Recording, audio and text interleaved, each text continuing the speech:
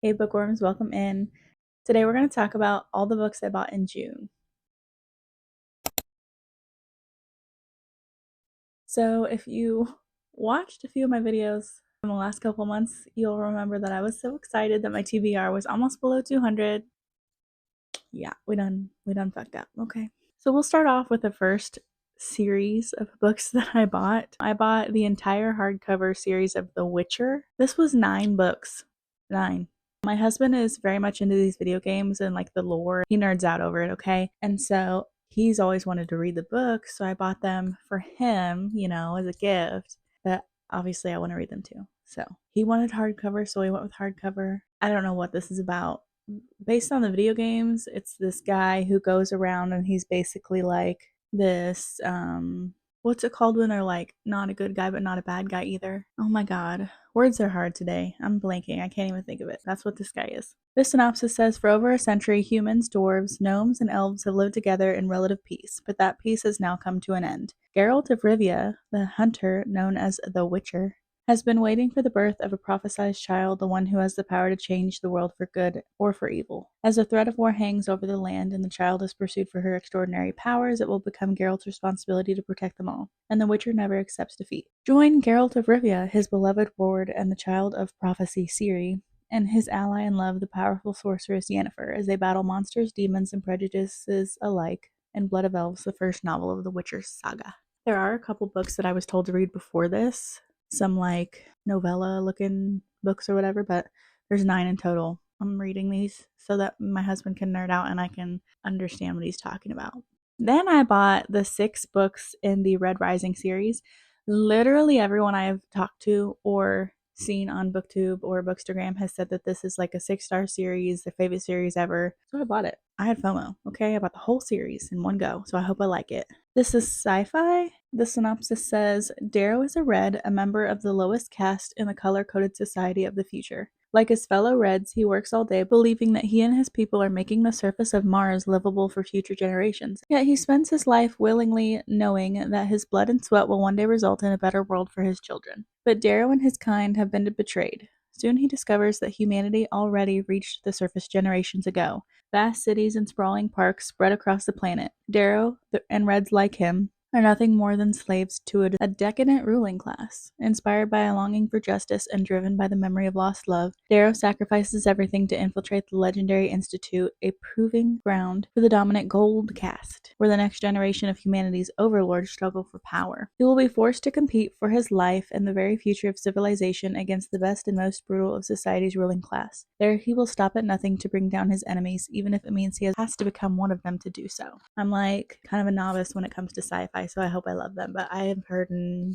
not ever heard a bad thing about this book. So then I bought Atmosphere by Taylor Jenkins Reid. The paperback finally came out. Listen, y'all can do whatever you want, but I'm not spending $30 on a hardcover romance book, okay?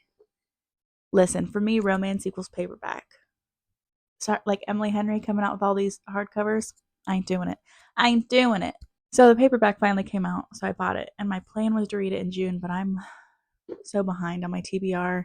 I did not get to read very much this month, so maybe this month or probably next month. Atmosphere by TJ Reid. I don't even really know what this is about. I have just seen everyone sobbing uncontrollably over this book. Like if you watch Kendall Watson or Sydney out over at By Sid, they are just all sobbing over this book, and I need to cry too, obviously. But the synopsis says Joan Goodwin has been obsessed with the stars for as long as she can remember. Thoughtful and reserved, Joan is content with her life as a professor of physics and astronomy at Rice University and as an aunt to her precious niece Frances. That is until she comes across an advertisement seeking the first woman scientist to join NASA's space shuttle program. Suddenly, Joan burns to be one of the few people to go to space. Selected from a pool of thousands of applicants in the summer of 1980, Joan begins training at Houston's Johnson Space Center, alongside an exceptional group of fellow candidates, Top Gun pilot Hank Redmond and scientist John Griffin, kind and easygoing even when the stakes are high, mission specialist Lydia Danes, who has worked too hard to play nice, warm-hearted Donna Fitzgerald navigating her own secrets, and Vanessa Ford, the magnetic and mysterious aeronautical engineer. As the new astronauts become unlikely friends and prepare for their first flights, Joan finds a passion and a love she never imagined. In this new light, Joan begins to question everything she thinks she knows about her place in the observable universe. Then, in December 1984, on mission STS-LR9, it all changes in an instant. Fast-paced, thrilling, and emotional. Atmospheres TJ reads. I can't wait to sob over this book. So those are all the books I bought this month. Yeah, I have a problem.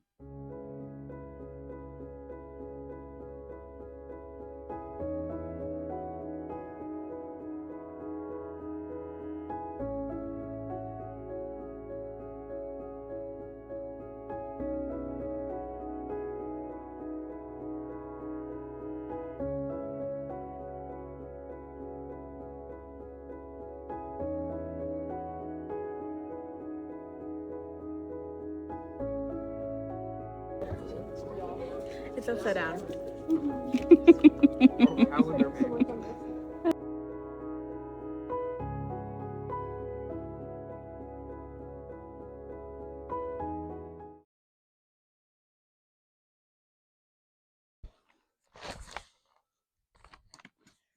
So I may have bought some more books.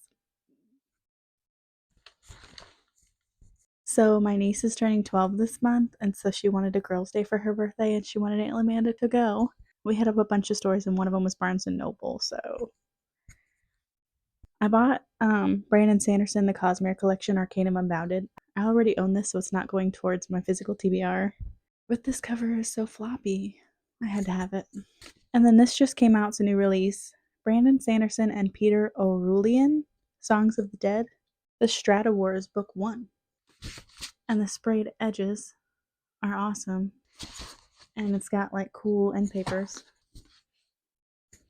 It says at the door, a woman stepped in front of me. In black knee-high boots, she stood tall enough to look me straight in the eyes. As I started to edge my way past her, she removed a glove and extended her hand to shake. From habit, I did the same. Just before I took her hand, she curled her bare fingers around my wrist. My pulse began to gallop like triplets in an Iron Maiden tune. She had a forceful kind of beauty, to be sure, but it was more than that. Her touch seemed to go deeper, ache a little. Bad as this night had been, I didn't pull away.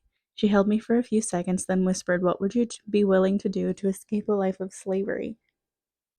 And then I got Birds of a Feather by Kristen Stewart. It's like the spin-off series that she wrote after Flock, Exodus, and The Finish Line. Then she had One Last Rainy Day, Severed Hearts, and then Birds of a Feather. And I still haven't read Severed Hearts or this one, obviously. But this one is about Tyler. I kind of want to go in blind to that, so I'm not going to read the synopsis.